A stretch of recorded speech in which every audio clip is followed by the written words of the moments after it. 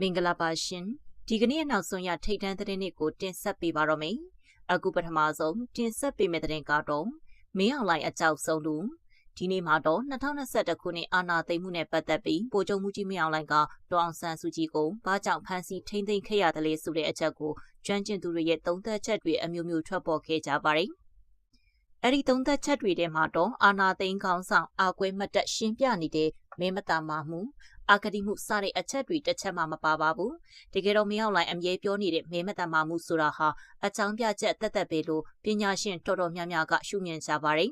တကယ်ဒီကအကြောင်းရင်းကတော့စစ်တပ်ရဲ့အာဏာတည်မြဲရေးနဲ့မင်းအောင်လှိုင်ရဲ့ကိုယ်ပိုင်အနာဂတ်အတွက်ကြောက်စိတ်ကြောက်လှုပ်ခဲ့တဲ့ကြိုတင်ပြင်ဆင်မှုတိုက်ကွက်တစ်ခုဖြစ်နေတာပါဒီနေရာမှာသူဘာတွေကိုကြောက်နေတာလဲဆိုတဲ့အချက်ကြီးလေးချက်ကိုကြည့်ရအောင်ဗျာပထမတစ်ချက်ကအရေးမပါတော့မှကိုကြောက်တာပါပဲ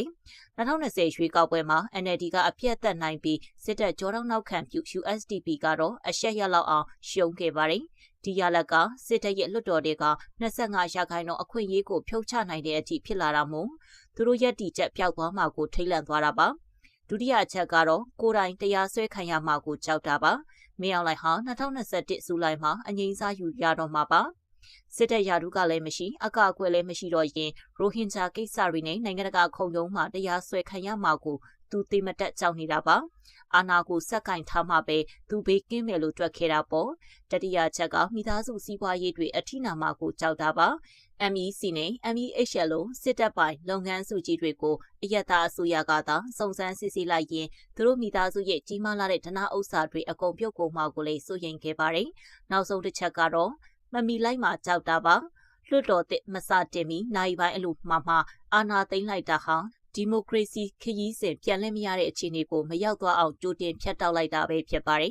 ဒါပေမဲ့ဒီနေရာမှာကျွန်တော်တို့စဉ်းစားစရာတစ်ခုရှိပါတယ်အဲ့ဒါကတော့ဒေါအောင်ဆန်းစုကြည်အပေါ်ထားတဲ့မင်းအောင်လှိုင်ရဲ့ကြောက်စိတ်ပါပဲအရင်စစ်အာဏာရှင်ဟောင်းကြီးတွေဖြစ်တဲ့ဗိုလ်ချုပ်နေပွင့်ဗိုလ်ချုပ်မှုကြီးတန်းရွှေတို့ခင်မာတောင်ဒေါအောင်ဆန်းစုကြည်ကိုအကျယ်ချုပ်ထားပြီးအနိုင်ပိုင်းဖို့ကြိုးစားခဲ့ကြတာပဲဒါပေမဲ့မအောင်မြင်ခဲ့ဘူးဒါကိုမင်းအောင်လှိုင်ကကောင်းကောင်းသိနေတယ်အတူတချောင်းတောင်လက်နက်အဖြစ်ကင်မထားတဲ့အမျိုးသမီးတယောက်ကိုသိန်းနဲ့ချီတဲ့စစ်တပ်ကြီးကိုအုပ်ချုပ်နေတဲ့မင်းအောင်လှိုင်ကဘာလို့ဒီလောက်တောင်ကြောက်နေရတာလဲအခုတော့အောင်ဆန်းစုကြည်ကိုအာဂတိမှုတွေအလွဲသုံးစားမှုတွေဆိုတဲ့ကဘာကမယုံကြည်တဲ့ပုံမှားတွေတက်ပြီးထောင်ဒဏ်28နှစ်အထိချထားတာ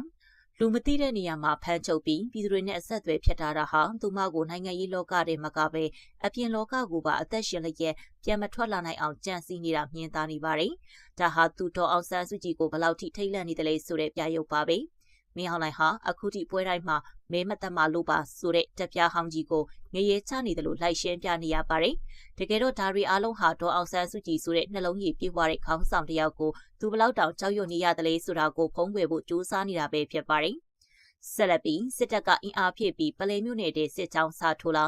စစ်တပ်နဲ့ပူးပေါင်းသွားတဲ့နဂါတပ်ဖွဲ့ဝင်တချို့ကကြံနေတဲ့ရဲဘော်တွေကိုစစ်တပ်နဲ့ပေါင်းဖို့စီယုံနေတဲ့ဆွဲတဲ့ကိုတင်ဆက်ပြီးတော့မှဖြစ်ပါတယ်။ BNI အဖွဲ့ခေါင်းဆောင်ဘိုနဂါကအာနာသိန်းစစ်တပ်နဲ့ပူးပေါင်းသွားပြီးတဲ့နောက်ပိုင်းပလဲမြို့ထဲမှာအင်အားဖြည့်ထားတဲ့စစ်တပ်ကအင်အား200ခန့်စီပါစစ်ကြောင်း2ကြောင်းခွဲပြီးရွာတချို့ကိုစစ်ကြောင်းထိုးလာပါတယ်။ဖေဖော်ဝါရီလ22ရက်နေ့ကအင်အား200ခန့်ပါတဲ့စစ်ကြောင်း2ကြောင်းကပလဲမြို့နယ်ကံပေါက်ရွာနဲ့ကျွန်းပိုကုန်းရွာကိုဝင်ရောက်လာတာပါ။အဲ့ဒီစစ်ကြောင်း2ကြောင်းဟာဒေသခံတွေကိုဖမ်းဆီးထားပြီးဆက်လက်စစ်ကြောင်းထိုးနေတယ်လို့သတင်းရရှိပါတယ်။ကံပေါက်နဲ့ကျွန်းပိုကုန်းရွာကပလဲမြို့နဲ့တော်တော်ဝေးတယ်။ညကအဲ့ဒီရွာမှာညအိတ်ကြတယ်။ဒီကနေ့ရှေ့ကိုဆက်တိုးလာတဲ့ရွာသားတွေကိုလည်းတစကန်ဖမ်းထားတယ်လို့ဒေသခံတပ်ဦးကပြောပါတယ်။စစ်တပ်စစ်ကြောင်းထွက်လာတာကိုသတင်းရထားပြီးမြေပြင်တိုက်ပွဲမရှိသေးဘူးလို့ပြည်သူ့ကာကွယ်ရေးရဲဘော်တပ်ဦးကပြောပါတယ်။ကြပြင်စစ်တပ်နဲ့ပူးပေါင်းသွားတဲ့ BNI တပ်ဖွဲ့ဝင်တချို့ဟာကျန်နေတဲ့ရဲဘော်တွေကိုဆက်သွယ်ပြီးစစ်တပ်ထံလက်နက်ချအညံ့ခံဖို့စီယုံတာတွေလုပ်နေတယ်လို့တော်လိုင်းရေးရဲဘော်တပ်ဦးကပြောပါတယ်။ဒါကြောင့်တော်လိုင်းရေးတပ်တွေက BNI တပ်ဖွဲ့ဝင်အချို့ကို PDF တွေကဖုံးပေးကြိုက်တော့လဲအချို့ကိုဖုံးပေးမကြိုက်ဘူးလို့သူကဆက်ပြောပါတယ်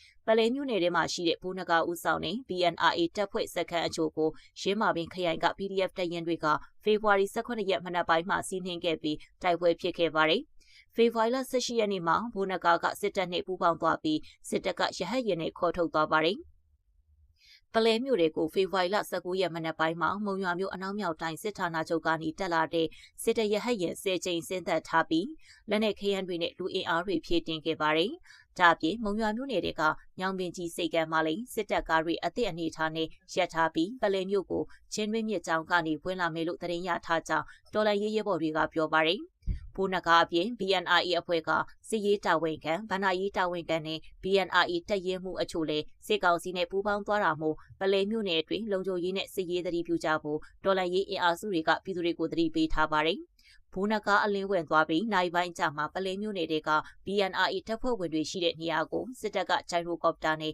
ပုံကျဲသလိုတိုက်ပွဲဖြစ်နေတဲ့ဖေဖော်ဝါရီလ18ရက်နေ့ကလည်းလေကြောင်းကနေပုံကျဲခဲ့ပါတယ်။ BNRE ကစစ်ရေးတာဝန်ရှိသူတွေဖြစ်တဲ့ဒေါင်းမျိုးသူပရာဇာစစ်နိုင်အပါဝင် BNRE တပ်ဖွဲ့ဝင်ရှာနေချီပြီး PDF တပ်ရင်ပကဖရီထံလက်နက်ချပူးပေါင်းထားပါတယ်။ BNRE တပ်ဖွဲ့ဝင်အများစုက PDF နဲ့ပူးပေါင်းပြီးစစ်တပ်ကိုတိုက်ခိုက်ဖို့စီစဉ်နေကြပါတယ်။ဒါပေမဲ့အသက်ငယ်သေးတဲ့လူငယ်60ခန့်ကို PDF တွေကမိဘတွေထံအပ်ပေးခဲ့တယ်လို့ PDF အချို့ကပြောပါတယ်။ဆက်လက်ပြီးအမတ344အမြောက်တပ်ရင်းအနီးတိုက်ပွဲပြင်းထန်နေတဲ့ဆိုတဲ့သတင်းကိုတင်ဆက်ပြီးတော့မှာဖြစ်ပါတယ်။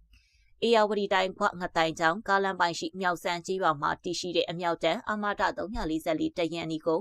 အရကတက်တော် AA နဲ့ပူးပေါင်းတပ်တို့ထိုးစစ်ဆင်တိုက်ခိုက်လာနေတာကြောင့်တိုက်ပွဲတွေပြင်းထန်စွာဖြစ်ပွားနေကြတယ်လို့စစ်ရေးသတင်းရင်းမြစ်တွေစီကသိရပါတယ်။ပြီးခဲ့တဲ့ဖေဖော်ဝါရီလ18ရက်နေ့ကစတင်ကအရကတက်တော် AA နဲ့ပူးပေါင်းတပ်တွေဟာအမတ344တရင်အနီးရှိကာကင်းစခန်းတချို့ကိုဝင်ရောက်တိုက်ခိုက်ခဲ့တာကြောင့်စစ်ကောင်စီတပ်သားတချို့ထိခိုက်ဒေဆုံးမှုတွေရှိနေတယ်လို့ AA နဲ့နှီးစပ်တဲ့စစ်ရေးသတင်းရင်းမြစ်တအုပ်ကပြောပါတယ်။တိုက်ပွဲကတော့အခုရက်ပိုင်းမှာပိုပြင်းထန်နေတာပါစစ်ကောင်စီတပ်ကအထိနာတော့လေချောင်းပစ်ကူတွေစက်တက်လေဒီတွေနဲ့လာရောက်ပစ်ခတ်တာရှိပါတယ်စစ်ကောင်စီတပ်ကတော့အကြဆုံးတွေများပါတယ်အဲဒါကြောင့်ပဲအင်အားတွေဆက်ပြီးပို့ဆောင်နေတာလည်းရှိပါတယ်လို့အဆိုပါစစ်ရေးသတင်းရင်းမြစ်ကဆက်ပြောပါတယ်အဆိုပါတိုက်ပွဲအတွင်းမှာစစ်ကောင်စီကအထိနာနေတာကြောင့်ကျုံပေါ်မြို့အခြေဆိုင်ခလာရ36တပ်ရင်းကနေကားကြီးတွေနဲ့အင်အားဖြည့်တင်းမှုတွေစက်တိုက်ပြုလုပ်နေပြီးထိခိုက်ဒဏ်ရာရရှိတဲ့သူတွေကိုတော့ပြန်လည်ကယ်ထုတ်နေတာရှိတယ်လို့လည်းသိရပါတယ်။ဒါ့အပြင်စစ်ကောင်စီတပ်ဟာပြီးခဲ့တဲ့ရက်ပိုင်းတွင်ကလည်းအာမတ344အမြောက်တပ်ရင်းကို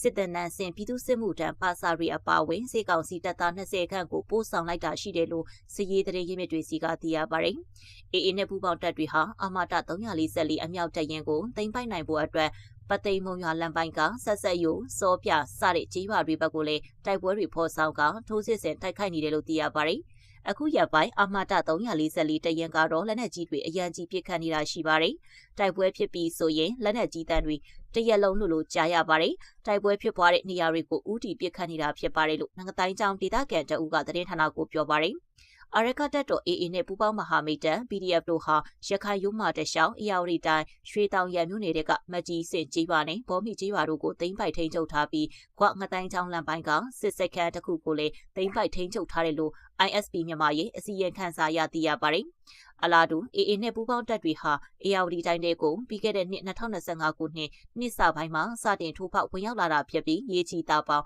ငတ်တိုင်းချောင်းလေးမျက်နှာအင်ကပူနဲ့ရန်အောင်မြို့နယ်တွေအထိပါထိုးစစ်ဆင်တိုက်ခိုက်လာတာလည်းဖြစ်ပါတယ်။ကျမတဲ့တင်ဆက်မှုကိုဒီမှာပဲရနာခွဲပြပါရှင်။အားလုံးပဲရှင်လန်းချမ်းမြေ့ကြပါစေရှင်။